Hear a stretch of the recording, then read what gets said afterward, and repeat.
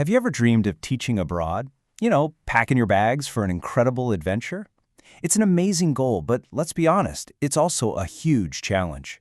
So how do you lead effectively in a completely new culture? Well, today we're going to break down 3 really powerful tips from an expert to help you not just survive, but absolutely thrive in your first year. The idea is just thrilling, isn't it? A new country, new students, a whole new world to explore. But, okay, let's be real for a second. It can also be incredibly overwhelming. I mean, where do you even start? How do you lead when your entire playbook for how to communicate and succeed basically gets thrown out the window? To help us navigate this, we're going to turn to someone who's been there and done that. This is Avreeayl Womack-O'Neil, an educational leader who has successfully guided schools and transformed entire communities from Los Angeles all the way to Shanghai and Singapore. He's walked this path and he knows the way. And his experience, wow, it's impressive. We're talking more than 15 years of leadership, turning schools around in wildly different cultures. He's a total specialist in the IB curriculum and champions this really cool concept called classrooms without walls. So for him, this isn't just theory from a book, it's his lived experience, which gives him a pretty unique perspective on what actually works. Okay, now here is a core piece of his philosophy.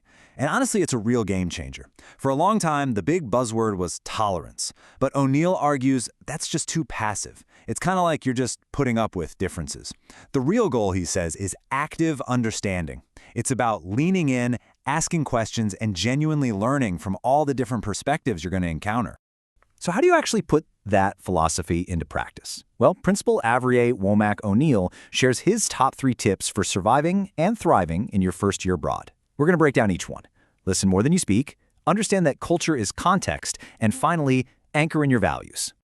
All right, first up, listen more than you speak.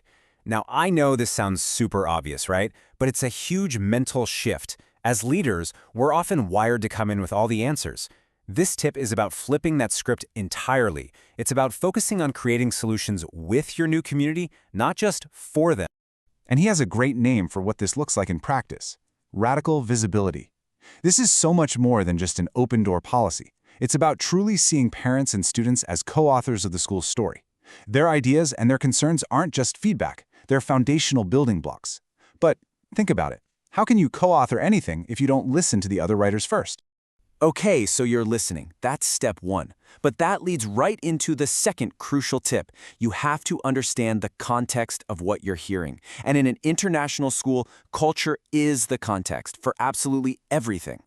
O'Neil learned this one firsthand. He says that leadership styles just aren't one size fits all. What works great in one culture can be a complete disaster in another. And he puts it so well himself. A leader who ignores these nuances doesn't just fail themselves, they fail their students. So the key here is developing what experts call cultural intelligence, or CQ. And this isn't just about knowing random facts about another country. It's the real-world practical skill of being able to relate to and work effectively with people from different cultural backgrounds. For an international educator, CQ isn't some soft skill. It is an absolutely essential capability. This brings us to our final and, maybe the most important tip of all.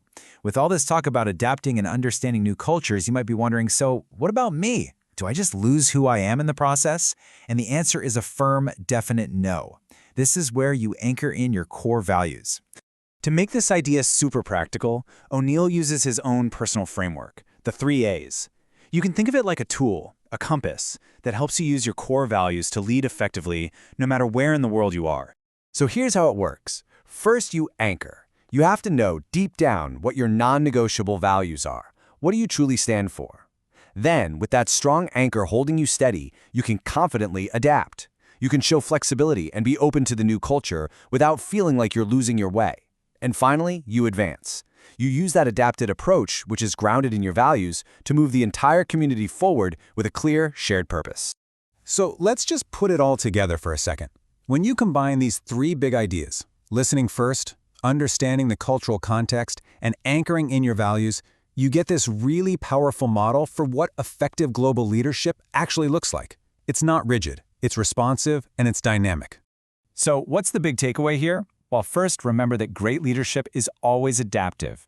You can't just impose it from the top down. Always listen first. Second, actively work on your cultural intelligence. It's a skill you can actually build. And maybe most importantly, understand that your core values are meant to be an anchor that gives you the stability to adapt, not a wall for you to hide behind. And that leaves us with one final thought for you to chew on.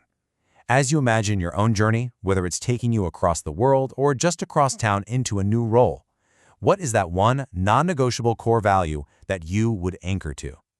Figuring that out might just be the most important first step you can take.